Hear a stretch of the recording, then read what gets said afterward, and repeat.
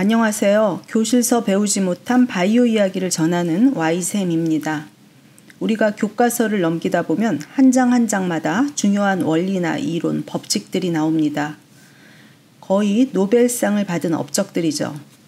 그러나 연구 역사를 되돌아보면 어떤 현상을 밝힌 결정적 실험보다 핵심을 벗어난 실험 이야기가 더 많습니다.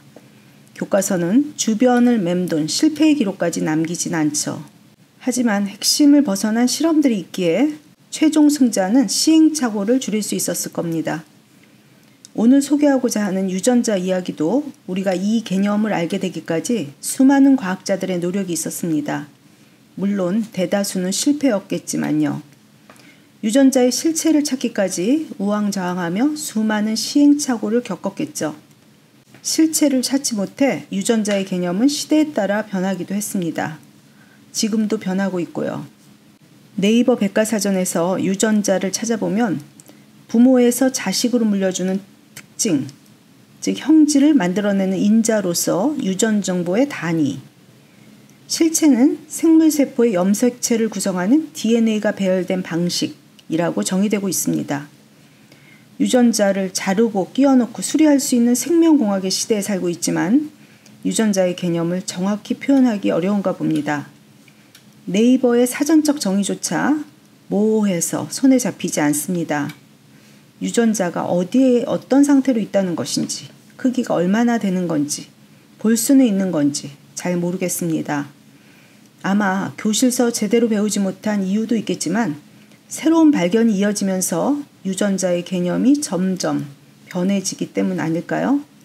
그래서 오늘은 시대에 따라 개념이 변해가는 유전자를 바이오 이야기로 준비했습니다. 어떤 것을 제대로 알기 위해 가장 좋은 방법은 그것의 역사를 따라가는 것이라고 저는 생각합니다. 시간은 걸리지만 과거에 살던 과학자들의 생각을 따라가다 보면 내 머릿속에서도 생각이 자라면서 오개념을 수정하게 되죠. 이 이야기도 입시에 올인했던 교실서 배우지 못한 바이오 이야기입니다. 손에 잡히지 않는 유전자의 개념을 알기 위해 노력했던 과학자들의 고충을 떠올리며 유전자의 개념에 가깝게 다가가 보시길 바랍니다. 오늘의 바이오 이야기를 통해 여러분의 생각의 지평이 넓어지고 뇌를 깨우는 계기가 되기를 바랍니다. 오스트리아 수도사인 멘델은 완두를 재료로 교배 실험을 했습니다. 교배 실험을 통해서 표현형의 유전 법칙을 알아내는 것이 당시 유전학의 전통이었던 것 같습니다. 7년 동안이나 연구했던 멘델은 완두의 교배 실험을 통해서 유전의 원리와 법칙을 알아냈죠.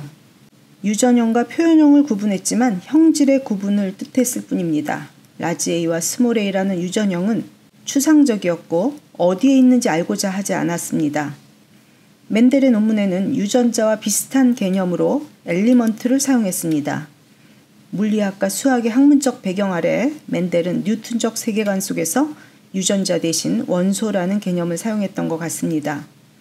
멘델 당시의 유전학, 즉 고전 유전학 시대에는 유전자의 실체를 밝힐 이유도, 의지도, 능력도 없었습니다. 다윈이 종의 기원을 발표합니다.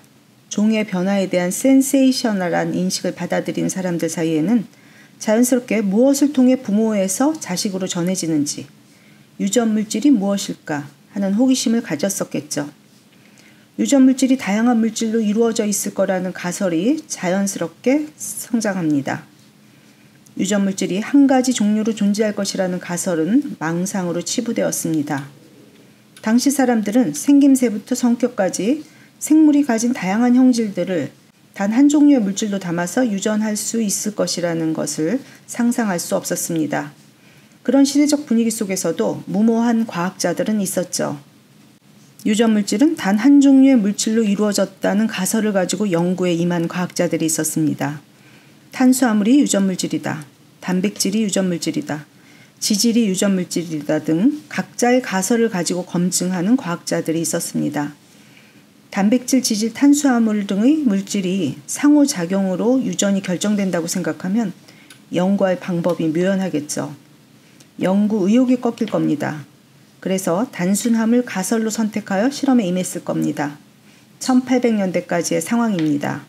유전 물질이 무엇인지보다 유전자가 있다면 세포 내 어디에 있는지부터 우선 밝혀야겠죠. 현재 우리는 세포의 핵 속에 염색체가 있고 염색체에 유전 물질이 있다는 것을 압니다.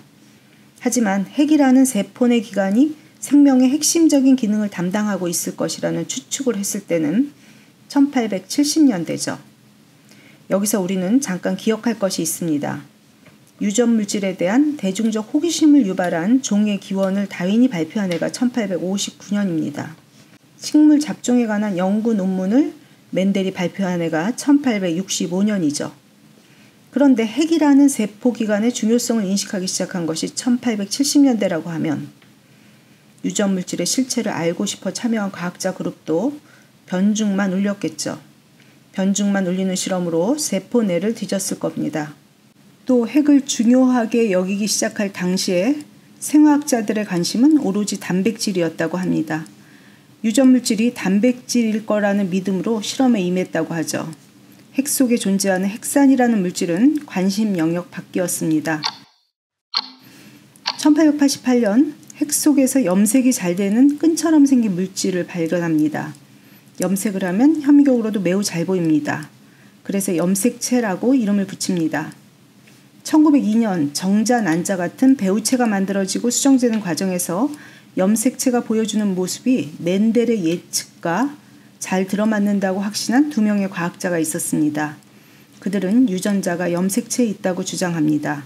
미국의 셔턴과 독일의 보베리입니다. 그동안 추상적이었던 유전자가 물질적 실체로 탈바꿈한 계기가 되는 주장이죠. 1909년 덴마크의 식물학자 비렐름 요한센은 유전형과 표현형을 정의하면서 유전자와 형질의 개념을 구분합니다.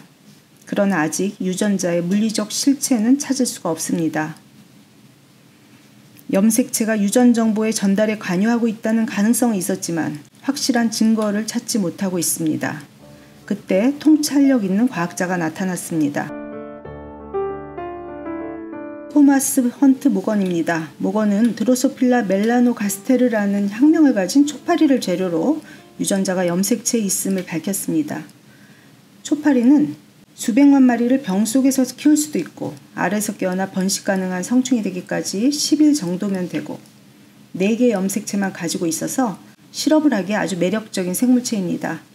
모건은 컬럼비아 대학의 실험실에서 수백만 마리의 초파리들의 형질을 관찰하며 교배시키는 작업을 했습니다. 또 돌연 변이를 일으키려고 방사선이나 X선을 쬐기도 하고 밝은 불 밑이나 깜깜한 곳에서 키우기도 하고 오븐에 넣고 서서히 가열해 보기도 하고 원심 분리기에 넣고 돌리기도 해봅니다. 그러다가 거의 포기하려고 할 시점에 돌연 변이 초파리를 발견했다고 하죠. 1910년 5월 흰 눈을 가진 초파리를 발견한 것이죠. 일반 초파리는 붉은색 눈을 가졌기 때문에 흰 눈은 돌연 변이를 일으킨 초파리입니다. 천여 마리의 초파리 중에 흰눈 초파리가 3마리 있었다고 하죠. 모건은 흰눈의 돌연 변이 초파리를 다시 정상적인 붉은 눈 초파리와 교배시켰습니다. 교배로 태어난 초파리는 모두 붉은 눈 초파리였습니다. 이에 다시 1세대의 붉은 눈 초파리들끼리 교배시켰죠. 그랬더니 다음 세대에서는 3대1의 비율로 붉은 눈과 흰 눈이 나타났습니다. 멘델이 완두 실험을 통해 알아낸 우열과 분리의 법칙을 확인한 것이죠. 돌연 변이를 일으킨 흰눈 초파리는 환경이 변해도 자손에게 흰눈을 물려주었습니다. 유전 물질의 전제를 설명하는 거죠. 그러나 아직 실체를 볼 수는 없었습니다. 모건은 암수가 분리되어 있는 초파리에서 암컷에는 흰눈 초파리가 없고 수컷에만 있는 것을 주목합니다. 과학자는 신납니다. 뇌를 깨우며 새로운 가설을 만들죠. 상상력을 발휘하면서요. 모건은 눈 색깔을 결정하는 유전자가 초파리의 성염색체에 있다고 가정했습니다. 초파리도 사람처럼 수컷은 XY, 암컷은 XX입니다. X 염색체를 하나만 갖는 수컷은 흰눈 유전자가 하나 있으면 흰눈이 되는 것이고 X 염색체를 2개 갖는 암컷은 흰눈 유전자가 하나면 붉은 눈이 되겠죠. 이 가설을 가지고 확인 실험을 합니다. 결국 초파리의 눈 색깔을 결정하는 유전자가 성염색체에 있다는 것을 밝히게 되죠. 이 공로로 모건은 1933년 노벨 생리의학상을 받습니다. 그동안 물리적 실체를 알 수 없었던 유전자가 염색체에 있음을 완벽하게 증명하는 실험이었습니다. 모건은 현재 유전학의 아버지로 추앙받고 있습니다. 멘델의 유전학에 회의적이었던 발생학자가 유전학에 획을 긋는 중요한 발견을 했다니 역사의 아이러니입니다. 메커니즘을 밝히지 못하는 추상적 이론에는 만족할 수 없었던 철두철미한 실험과학자였기에 실험으로 증명할 수 있었겠죠. 그러나 모건이 노벨상을 받았던 1933년까지도 많은 사람들은 유전자의 실체를 확신할 수 없었다고 합니다. 초파리의 염색체에서 유전자를 꺼내서 현미경으로 볼 수 없으니 그 실체를 인정할 수는 없는 거죠. 여전히 유전자의 실체가 무엇인지 합의하지 못하고 있습니다. 그런 와중에 대다수의 과학자들은 단백질을 유전자의 실체로 생각했습니다. 유명한 물리학자 에르빈 슈레딩거조차 1944년 9월 생명이란 무엇인가라는 강의에서 유전 물질의 강력한 후보로 단백질을 거론했다고 하니 단백질의 위세가 대단했던 거죠. 만약 부모에서 자식으로 전해지는 유전 물질이 존재한다면 그 물질은 안정성과 다양성을 가져야 합니다. 지질과 탄수화물은 유전 물질이라고 하기에는 지나치게 단순하고 고분자였습니다. 안정성과 다양성의 측면에서 단백질이 단연 돋보였죠. 또 효소의 발견에 힘입어 단백질의 모든 것을 거는 시대였습니다. 단백질이 연구의 중심이었던 생화학자들에게 생명의 핵심은 촉매작용이었습니다. 그러니 촉매인 효소와 유전자의 관계를 규명하고 싶었을 겁니다. 생화학자들은 유전자를 마치 효소처럼 특이성을 가진 물질로 가정했습니다. 특이성이란 한 분자가 매우 좁은 범위의 다른 분자들하고만 상호작용을 하는 특성을 말하는 거죠. 열쇠, 자물쇠 이론으로 학교에서 배운 적이 있을 겁니다. 유전자와 산물의 관계를 효소와 기질의 관계처럼 유추하려고 했습니다.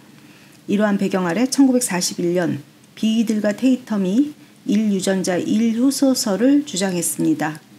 붉은 빵 곰팡이 X선을 쪼여 돌연변이를 만든 후 유전자 한 개가 하나의 특정 효소 형성에 관여한다는 것을 실험으로 밝힌 거죠. 유전자의 개념을 생화학적 방식으로 공략하기 시작한 것입니다. 당시 단백질 합성에 대한 견해는 펩타이드 이론과 주형 이론이 있었습니다. 펩타이드 이론은 아미노산의 중합체인 펩타이드를 벽돌을 이어 붙이듯이 하여 단백질을 합성한다는 이론입니다. 주어진 벽돌로부터 원하는 만큼의 다양한 단백질이 합성될 수 있으므로 다양성을 설명할 수 있다는 장점이 있었죠. 효소작용을 생명현상의 본질로 생각하던 생화학자들에게 거푸집을 이용해 단백질을 합성한다는 주형이론은 상상하기 어려웠습니다. 거슬러 올라가 1868년 스위스의 의사 프리드리 미셰르가 백혈구에서 헥산을 분리하고 뉴클레인이라고 이름 붙였습니다. 미셰르는 당시에도 헥산이 유전물질일 가능성이 있었다고 생각했습니다. 개인적인 믿음은 객관적인 과학의 증거가 될 수 없으니 주장하진 않았죠. 그리고 그가 분리한 헥산이 불안정하여 주장을 한다 해도 신뢰가 없었죠. 알고 보니 순수한 DNA는 매우 안정적인 물질입니다. 그러니 당시 미셰르가 분리한 헥산은 순수 헥산이 아니었을 가능성이 크죠. 어쨌든 모든 물질을 분리하는 기술을 가진 1950년대까지도 헥산은 대다수의 과학자들에게 세포 내 물질, 어찌 보면 귀찮은 물질일 뿐이었습니다. 겨우 4개의 염기의 단순한 배열로 이루어진 헥산은 유전 물질의 후보로 거론하기에는 지나치게 단순하다고 생각했죠. 1950년대에 들어섰습니다. 생물학자들과 물리학자들의 교류가 시작되면서 주형이라는 정보 개념에 방점을 찍기 시작했습니다. 효소의 촉매작용에 꽂혀있던 생각들이 주형 이론으로 이행되기 시작했죠. 그 시기에 왓슨과 크릭의 DNA 모델이 등장합니다. 그 이후 DNA에서 RNA로, RNA에서 단백질 합성으로의 흐름을 설명하는 실험 결과들이 이어져 나왔습니다. 그러나 생화학자들은 DNA가 RNA 합성의 주형으로 가능했다고 해석하지 않고 DNA가 촉매로 사용됐을 것이라는 것을 받아들였죠. 지금 생각하면 자기 주장을 굽히지 않은 과학자들의 고집과 신념이 만들어낸 해프닝이죠. 더 많은 연구를 통해 유전 물질의 기능 연구가 종결되어 가는 1960년대가 되어서야 비로소 왓슨과 크릭의 DNA를 유전 물질이자 유전자로 인식하게 되었다고 합니다. 1960년대가 돼서야 유전자의 실체를 알게 된 것이지요. 물질로 인식한 것이죠. 그래도 숙제는 계속됩니다. 유전자가 어디에 어떤 물질로 존재하는지는 알았지만 크기는요, 단위는요, 잘 모르겠습니다. 진화학자 조지 윌리엄스는 유전자를 염색체 물질의 일부라고 정의했습니다. 잠재적으로 자연선택의 단위 역할을 할 수 있을 만큼 긴 세대에 걸쳐 지속되는 염색체 물질의 일부라고 정의했죠. 일부라면 얼마만큼의 크기를 말하는 거죠? 자코브와 모노의 저땅 오페론솔에 대한 이해를 바탕으로 유전자와 산물을 1대1로 매치할 수 있는 유전자의 크기를 상상할 수 있죠. 이후 DNA에는 단백질로 번역되는 엑손과 번역되지 않는 인트론으로 나눠져 있다는 사실이 발견됩니다. 그러면서 유전자의 의미 속에 단백질이 코딩되지 않는 염색체 부분은 제외시켰습니다. 염색체상의 DNA 일부란 정의는 산물을 합성할 수 있는 주형을 가진 DNA만큼이라고 말할 수 있을 겁니다. 그러나 계속된 연구 결과가 덧붙여지면서 유전자의 개념은 변할 수밖에 없었습니다. 1970년대 이후 유전자와 그 산물의 관계를 1대1로 단정하기 어려운 발견들이 쏟아져 나옵니다. DNA의 단백질로 번역되는 엑손에서 선택적 스플라이싱이 일어나고 이를 통해 다양한 조합의 단백질을 합성할 수 있는 사례들이 발견됩니다. 또 전사가 이미 진행된 mRNA 안에서도 선택적 스플라이싱 또는 가로지르기, 접합 등이 일어나서 RNA 편집이 일어날 수 있음도 발견되죠. 놀라운 일입니다. 이제 유전자를 확연히 구분하는 경계를 잘 모르겠습니다. 모호한 추상적 모습에서 시작된 유전자 개념이 20세기 중반에 물질적 실체를 말할 수 있는 시대가 됐지만 연구가 깊어질수록 다시 모호해지는 과정에 있습니다. 이기적 유전자의 리처드 도킨스는 유전자에 대해 모든 사람이 동의를 얻을 수 있는 정의는 없다라고 말합니다. 그 예로 우리는 호기스럽게 인간 게놈 프로젝트로 DNA 지도를 확보했습니다. 밝혀낸 DNA 염기서열을 어떻게 활용해야 될지 혼란을 겪고 있습니다. 유전자에 대한 경계가 모호해지니 자르고 붙이고 수선하는 방법을 찾기가 어렵겠죠. 그래서 mRNA로부터 해답을 찾으려고 하고 있습니다. DNA 시대에서 RNA 시대로 넘어간 거죠. 그래서 RNA에 관한 바이오 이야기를 소개하려고 맘먹고 있으나 유전자에 대한 배경 지식이 없으면 RNA 이야기를 소화하기 어려울 것 같아서 이렇게 유전자에 대한 이야기를 먼저 소개합니다. 10여 분간 들려드리는 바이오 이야기로 내용을 완벽하게 이해하기는 어려울 겁니다. 그러나 집중해 들으시면 몇 개의 사건과 용어가 뇌에 각인될 겁니다. 그렇게 각인된 지식이 여러분의 문제를 해결하는 통찰의 재료가 될 수도 있겠죠. 유익하셨기를 바라고 다음에도 교실에서 배우지 못한 바이오 이야기를 가지고 찾아뵙겠습니다. 안녕히 계세요.